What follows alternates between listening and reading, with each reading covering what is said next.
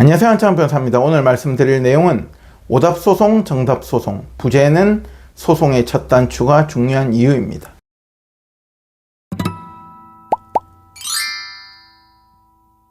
일단 오늘 말씀드릴 사례는 제게 오시기 전에 의뢰인 A가 3천만 원짜리 소송을 제기하셔가지고 전부 패소를 하셨습니다. 오답소송.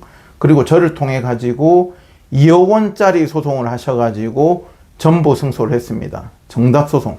오늘은 이 사례에 대해서 한번 살펴보도록 하겠습니다. 제 의뢰인을 A라고 지칭하겠습니다. A는 어떤 소송을 제게 오시기 전에 하셨냐면 전 배우자를 상대로 해가지고 부정행위 위자료를 내놔라는 위자료 소송을 제기를 했습니다. 부정행위 위자료 소송을 얼마짜리를 한 3천만 원짜리를 제기를 했어요. 이렇게. 근데 다른 변호사를 통해서 하셨죠. 전부 패소.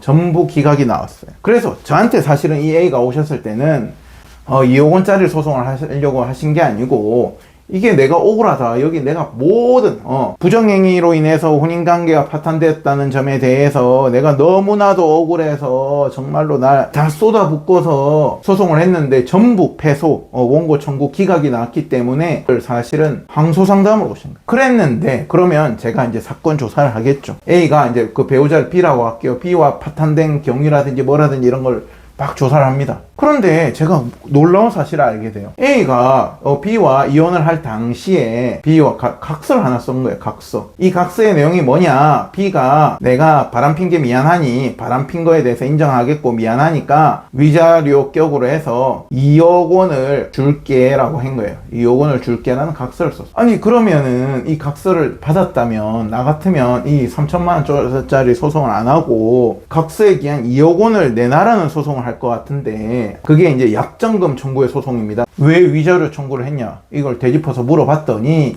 A가 하시는 말씀이, 변호사님한테 오기 전에 내가 이 소송을 담당한 변호사님이 하는 말이, 이거 2억 원 청구, 이거 각서 효력도 없고 이거 2억 원 받을 수도 없다. 그러지 말고 이 각서에서 바람난 사실을 자기가 인정하지 않았느냐. 그러면 이 각서 자체가 부정행위의 증거가 되니까 2억 원은 너무 과하고 2억 원을 받을 수가 있겠습니까? 그냥 부정행위에 기한 위자료 청구 소송으로 하는 게 맞습니다라고 법률적 판단을 해줬기 때문에 A는 그 변호사를 신뢰하고 3천만 원짜리 위자료 소송을 제기했던 거예요. 그럼 저는 전혀 앞에 변호사의 견해를 도저히 인정할 수가 없다. 나는 잘못된 판단인 것 같다. 소송의 첫 단추가 완전히 잘못 깨어졌다. 제가 저번에 성공 사례 관련해서 말씀드릴 때 정말 그 연습장에 찌직찌직 써가지고 이 각서를 제 의뢰인이 1심에서 정관 변호사를 썼는데도 이게 유효하지 않다고 판결이 난 것을 제가 2심에 가가지고 이 찌직찌직 연습장에 쓴 각서의 유효성을 인정받아서 전부 승소로 바꾼 사례가 있다라고 설명드린 적이 있습니다. 그런데 심지어 제가 이때 했던 그 연습장에 찌직찌직 썼던 각서보다도 이 각서는 더 번듯하게 작성된, 제 눈에는 너무나도 유효한 각서예요. 그러면 바람을 폈으니까 손해배상, 위자료를 내놔라는 것은 법률적으로는 전혀 다른 주장이 되는 거예요. 이 각서에서는 바람을 펴서 위자료로 2억 원을 줄게라고 돼 있지만 방점은 뭡니까? B가 2억 원을 준다는 약속인 거예요. 이건 약속. 바람을 폈든 위자료를 썼든 그게 핵심이 아니고, 결국에는 B가 나 A한테 2억 원을 주겠다고 약속을 했어요, 안 했어요? 한 거지. 그죠? 약속. 그러니까 이거는 뭐예요? 묻지도 따지지도 말고 너가 각서를 썼으니까, 이게 너가 안 썼다라고 잡아떼면 모르겠지만 너가 쓴 이상 2억 원을 내놓으세요라고 소송을 걸어버리는 게 바로 뭡니까? 약정금 청구의 소송입니다. 그리고 이런 거 각서도 없고 뭐도 없어. 아무것도 합의도 없어. 그랬는데 배우자가 바람 피니까 부정행위의 증거들을 모텔, CCTV 이런 거 모아가지고 내가 위자료를 내놓으세요 청구하는 소송이 부정행위 소송이에요. 근데 이건 아이러니하게도 A 의뢰인이 현재는 들고 있는 증거가, 부정행위에 대한 증거가 거의 다 날아가고 없고, 현재로서는 남아있는 건 각서 하나예요. 근데 이 각서를 2억 원짜리 각서를, 그죠? 요리사로 따지면 이건 랍스터죠. 랍스터고, 랍스터를 갖다가 다 갖다 버리고 이 2억 원의 약정서를 뭘로 사용했느냐? 요 약정서 안에 들어가는 걸 바람 피웠으니까 미안하다는 내용에 대해서 결국에는 B가 B가 바람핀 거를 인정한 서류니까 부정행위에 대한 위자료 청구 소송을 해라는 거는 요리사로 따지면 랍스터에 붙어져 있는 미역 조각만 떼가지고 미역국을 끓인 거와 같다. 미역국을 끓인 것조차도 전부 기각이 났어. 왜 그러면은 각서에서 바람핀 거 미안하니까 위약을 줄게 써놨는데 왜 위자료는 전부 기각이 났느냐. 이 소송을 할 때 B가 어떻게 대응을 했느냐면 이 합의서를 이 각서를 쓴 이유가 A가 폭력적이고 위협적이고 뭡니까 협박을 하고 이런 막 증거를 내면서 실제로는 나는 바람을 안 폈는데 A가 바람 폈다고 인정하고 각서에 대해서 서명을 안 하면은 나를 거의 죽일 기세였기 때문에 내가 거의 위협에 의해서 어쩔 수 없이 작성한 거지 실제로는 나는 바람도 안 폈어. 상대방 A가 의처증 내지는 의부증이야 이렇게 주장했다. 그러니까 부정행위 위자료를 판단하는 판사는 B가 실제 부정행위를 했냐 아니냐만 보는 것인데 이걸 판단하는 판사는 이 각서를 쓴 건 맞지만 또 B의 말을 들어봤더니 A가 막 욕도 하고 위협도 하고 뭐도 한 내용 실제 증거들이 있네. 그러니까 그냥 그런 거지. 어떻게 본 거냐면 그냥 대충 넘어가려고 그냥 쓴 각서에 불과하고 실제 A도 B가 객관적으로 바람 폈다는 증거 있어? 모텔 CCTV 있어? 없어? 이렇게 했을 때 A가 이미 이 각서를 받았기 때문에 현재 시점에서 가지고 남아있는 증거가 없었단 말이에요. 없어. 그러니까 이 각서에 들어간 바람 두 글자 가지고 B의 부정행위를 인정할 수 있느냐. 그래서 전부 기각이 나왔던 거예요. 못 인정해주겠다 판사가. 그래서 우리 의뢰인은 억울하니 이걸 위자료 3천만 원짜리를 나한테 항소해달라. 그럼 나는 싫습니다. 이 멀쩡한 이 랍스터를 다 갖다 버리고 미역국을 끓였는데 미역국조차도 빵점을 받았으니까 이거는 그냥 항소하지 말고 그냥 끝내버리고 별도로 이것에 대해서 약정금 소송을 합시다 이랬다고. 근데 우리 의뢰인 A는 어때요?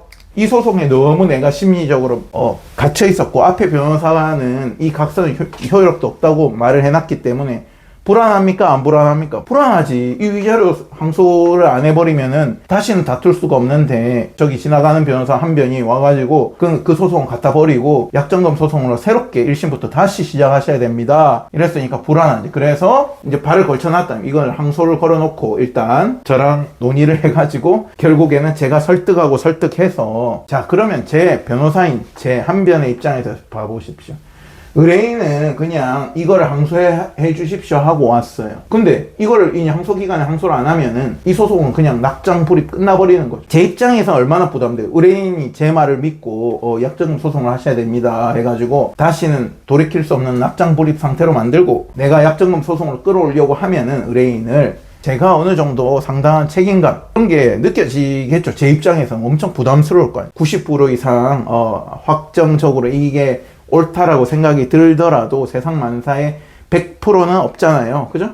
다른 변호사는 다르게 판단해. 하지만 그래도 저는 아닌 건 아닌 거다. 의뢰인 보고 이거 2억짜리를 내가 받아다 주겠다. 의뢰인은 저를 믿었을까요? 제가 볼 때는 이거 말이 되나?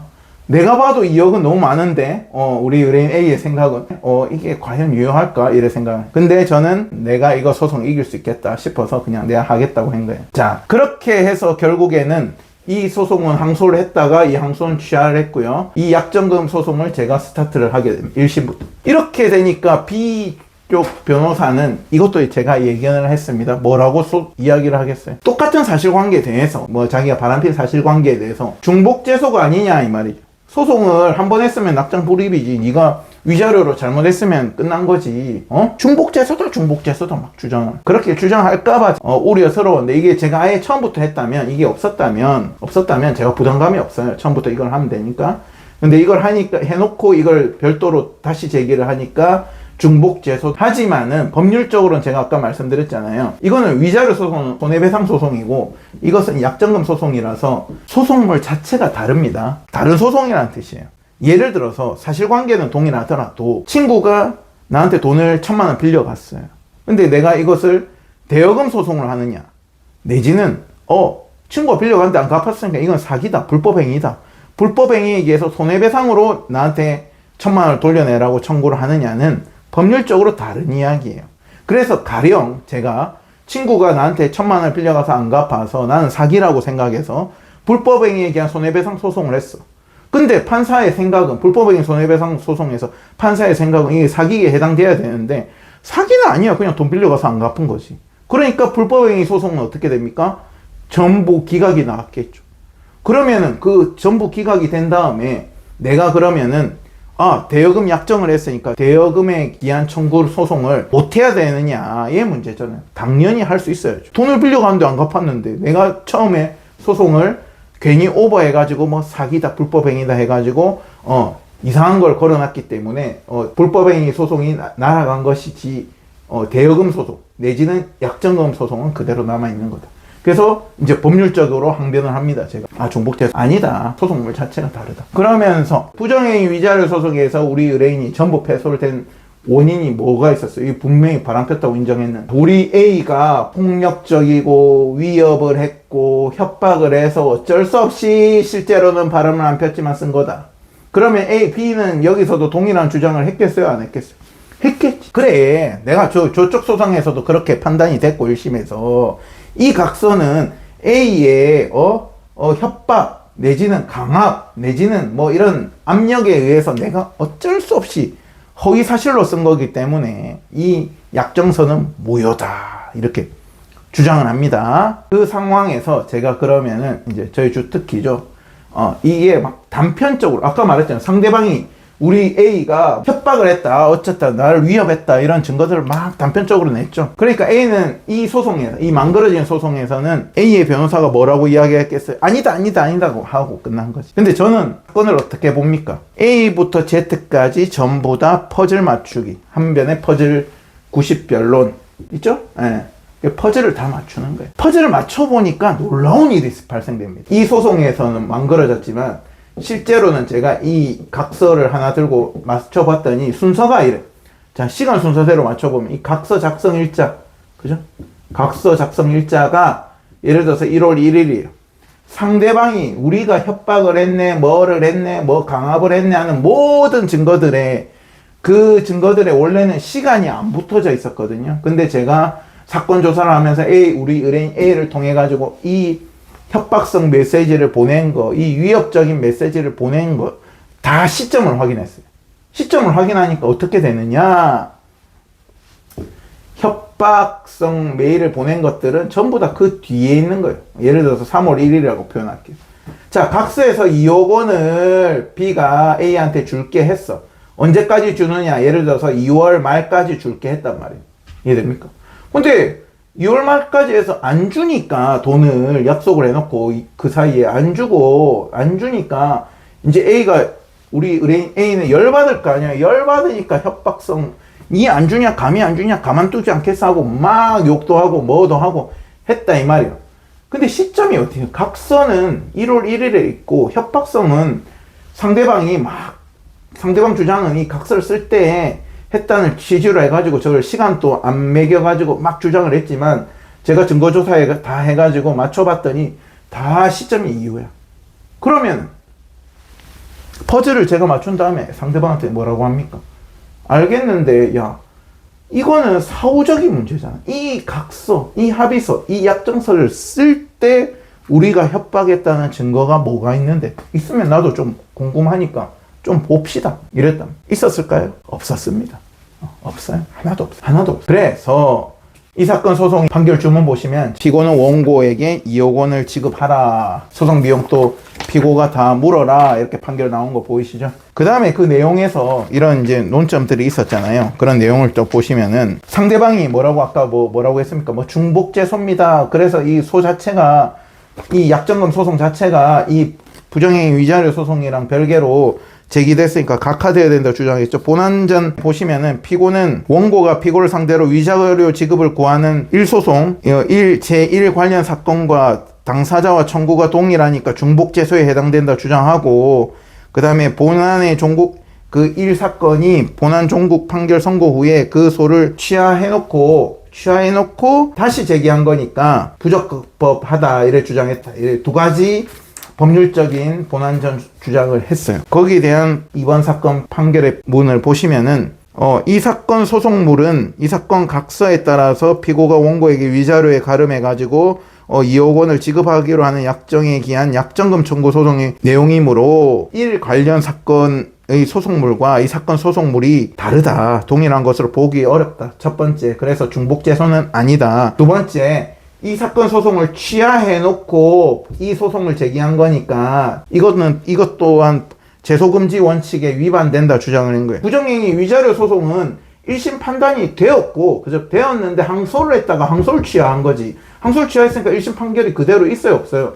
우리 A가 전부 패소했다는 1심 판결은 그대로 있는 거예요. 소취하가 아니고 항소 취하이기 때문에. 그래서 그 부분에 보시면은 재소금지 원칙이 위반된다는 주장에 보건대 민사소송법 267조 제2항 본안에 대한 종국 판결이 있은 뒤에 소취한 사람은 같은 소를 제기하지 못한다라고 규정하고 있는 것은 사실이나 이 사건은 앞서 본 바와 같이 제1구 관련 사건에서 A는 항소를 취하였을 뿐이지 1심 판결 그대로 패소한 거 유효하게 확정됐으니까 그 소송을 취한 적이 없다. 그래서 말도 안 되는 주장에 불과하다. 두 가지 본안적 항변을 다 날려버렸죠. 그리고 이제 본안 내 주장에서 상대방이 이 각서가 우리가 협박했고 뭐 했고 해가지고 작성된 각서니까 무효다 이래 주장했다. 자, 여기에 대해서 판단한 부분을 보시면 이제 앞서 인정한 사실 및 피고가 제출한 증거들만으로는 이 사건 각서를 작성한 당시에 원고가 피고에게 폭언을 했다거나 폭행을 했다거나 피고가 공방한 상태에 있었다거나 공방한 상태를 알면서도 이용하였다고 볼 증거가 아무것도 없다. 그 뒤에 한 거밖에 없다 이 말이에요. 그래서 그것도 못 들어주겠다. 자, 마지막에 보시면은 이 각서라는 거는 약정서는 처분문서라고 합니다. 처분문서의 효력은 매우 강한 거예요. 그래서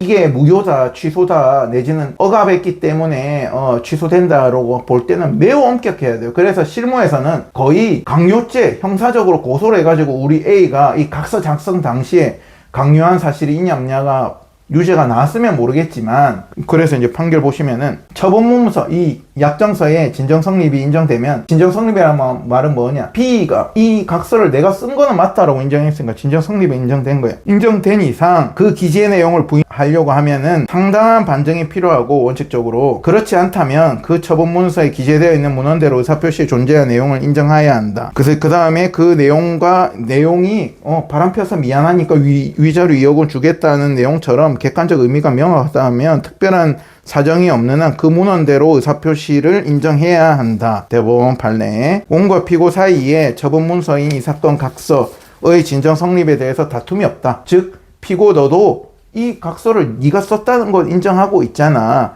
그렇다면 이 사건 약정서를 무효로 볼 만한 거에 대해서 인정할 수가 없으니까, 결국 유효하니까 이 사건 약정의 문헌 및 각서의 작성 경위 부부 간 신뢰를 훼손한 일방 배우자가 상대방 배우자와 이혼하면서 혼인관계의 규칙 사유가 자신에게 있음을 인정하고 상대방 배우자에게 조건 없이 위자료를 2억 원 주겠다고 지급하는 약정의 내용을 각서를 작성한 것이 심지어 그 금액이 이례적이라고 볼 수도 없다. 그래서 이 사건 각서 작성 이후 법원에 의하여 피고의 부정행위가 인정되지 않을 경우 이 사건 약정을 무효로 한다는 그 피고의 주장은 내심에 너의 마음속에 소리였을지는 모르겠으나 그 내심의 의사가 이 약정서에 표현되어 있지 않다면, 표시되어 약정의 내용으로 편입되어져 있지 않다면 아무 의미도 없는 주장이다. 그래서 이 약정은, 이 각서는 문헌 그대로 바람펴서 미안하다, 위자료 2억 원 줘야 된다라고 썼으면은 2억 원을 그냥 줘라는 것이 이 사건 약정의 결론이었습니다. 오늘은 오답노트 같은 소송을 한번 봤어요. 우리가 공부를 할 때도 사실 오답노트가 중요하잖아요. 일부라도 예를 들어서 1,000만 원이라도 인정이 됐다면 A가 항소 안 했을 거 아니에요. 오히려 전화위복이 됐다. 새로운 소송을 제기하셔가지고 2억 원 전부 승소한 사례에 대해서 오늘 살펴봤습니다. 감사합니다.